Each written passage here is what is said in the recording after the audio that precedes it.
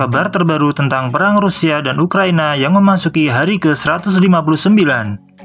Menurut laporan, belum ada tanda-tanda perang akan berakhir dalam waktu dekat.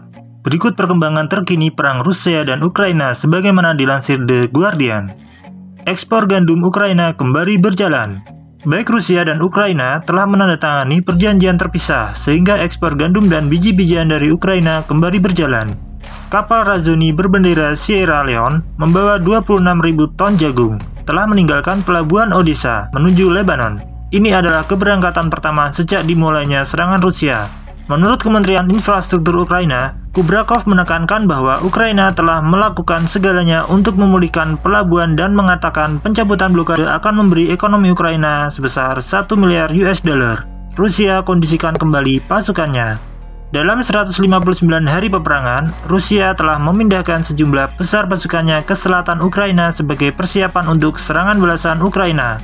Menurut Wakil Kepala Intelijen Militer Ukraina, mereka meningkatkan jumlah pasukan mereka, mempersiapkan serangan balik untuk kami di selatan Ukraina, dan mungkin bersiap untuk meluncurkan serangan mereka sendiri, kata Vadim Skibitsky. Presiden Ukraina Volodymyr Zelensky mengatakan Rusia memindahkan beberapa pasukannya dari posisi mereka di timur ke selatan untuk mendorong ibu kota regional Kherson serta wilayah Zaporizhia.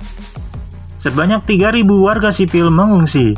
Ratusan ribu warga sipil telah didesak untuk mengungsi dari garis depan wilayah timur Donetsk, tempat bentrokan sengit dengan militer Rusia.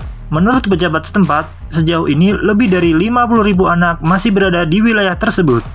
Mereka harus segera dievakuasi.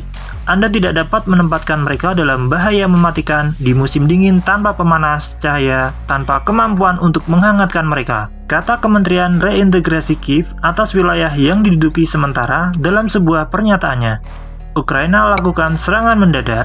Baru-baru ini, Rusia mengklaim 5 orang terluka setelah serangan pesawat tak berawak Ukraina di markas Armada Laut Hitam. Hal ini mendorong para pejabat untuk membatalkan perayaan yang direncanakan untuk Hari Angkatan Laut.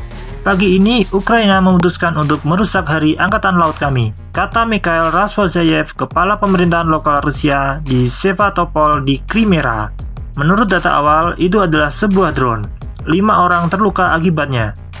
Rusia hantam Mykolaiv. Serangan Rusia menghantam kota pelabuhan Ukraina selatan Mykolaiv pada Minggu pagi. Serangan ini melukai 3 orang dan merusak rumah dan sekolah.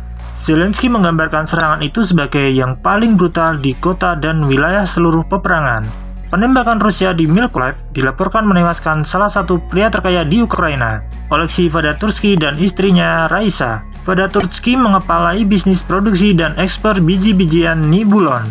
Seorang penasihat presiden, Mikhailo Podolyak, mengatakan Vadatursky secara khusus ditargetkan dan kematiannya bukan kecelakaan, tetapi pembunuhan yang direncanakan, yang dipikirkan dengan matang dan terorganisir. Komite Palang Merah Internasional sendiri belum menerima izin untuk mengunjungi gedung di Olenivka di mana sedikitnya 50 tawanan perang Ukraina terbunuh. Rusia mengatakan telah mengundang para ahli dari Persatuan Bangsa-Bangsa PBB dan Palang Merah untuk memeriksa kematian tersebut untuk kepentingan melakukan penyelidikan secara objektif. Presiden Ukraina Zelensky mengecam serangan itu sebagai kejahatan perang.